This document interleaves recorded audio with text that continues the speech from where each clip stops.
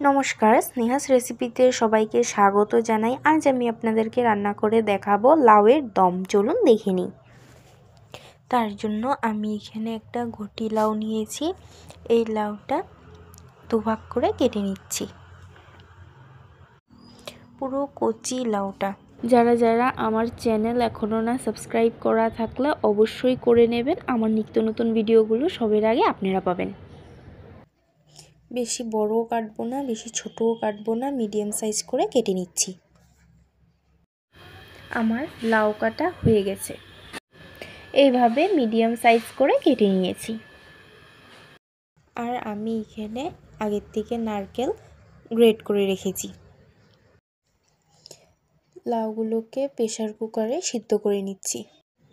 আর আমি এখানে পেস্ট করে রেখেছি আদা, কাঁচা লঙ্কা, টমেটো আর গ্রেট করে রাখা নারকেলটা। তারপর কড়াইয়ের মধ্যে সর্ষের তেল দিয়েছি। তেলটা গরম হওয়ার পর সিদ্ধ করে রাখা লাউগুলো দিয়ে দিচ্ছি, দিয়ে ভেজে নেব। লাউ ভাজা হয়ে গেছে, তুলে নিয়েছি। এরপর আলুগুলো দিয়ে দিচ্ছি, দিয়ে ভেজে নিচ্ছি। আলু ভাজা হয়ে গেছে, তুলে নিয়েছি। এরপর ওই তেলের মধ্যে আর অল্প তেল দিয়েছি, শুকনো লঙ্কা, গোটা গরম মশলা, জিরে দিয়ে কিছু সেকেন্ড ভেজে যে পেস্টটা আমি করে রেখেছি এই পেস্টটা আমি দিয়ে দিচ্ছি। আদা, টমেটো, কাঁচা লঙ্কা আর নারকেলের দিয়ে কষিয়ে নেব যতক্ষণ না পর্যন্ত তেল ছাড়ছে।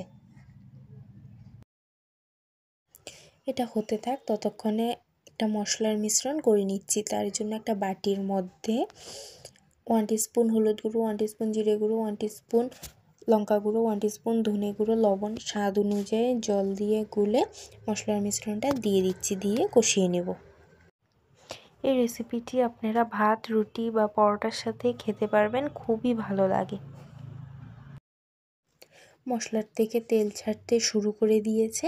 ভেজে রাখা লাউ আর আলুগুলো দিয়ে দিচ্ছি, দিয়ে মশলার সাথে মিশিয়ে নিচ্ছি।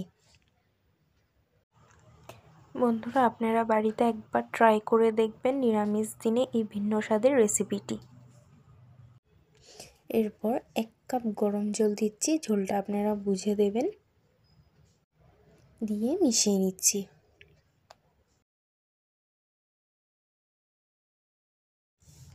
ঝোলটা ফুটতে শুরু করে দিয়েছে। এরপর 1/2 টিস্পুন ঘি আর 1/2 টিস্পুন গরম মশলার গুঁড়ো দিয়ে মিশিয়ে 5 মিনিট স্ট্যান্ডিং টাইমে রেখে পরিবেশন করব। রান্নাটা হয়ে গেছে। ভিডিওটি এতটুকুই রইল। ভালো লাগলে লাইক, কমেন্ট, শেয়ার, সাবস্ক্রাইব করে দেবেন। ভালো থাকবেন, সুস্থ থাকবেন। ধন্যবাদ।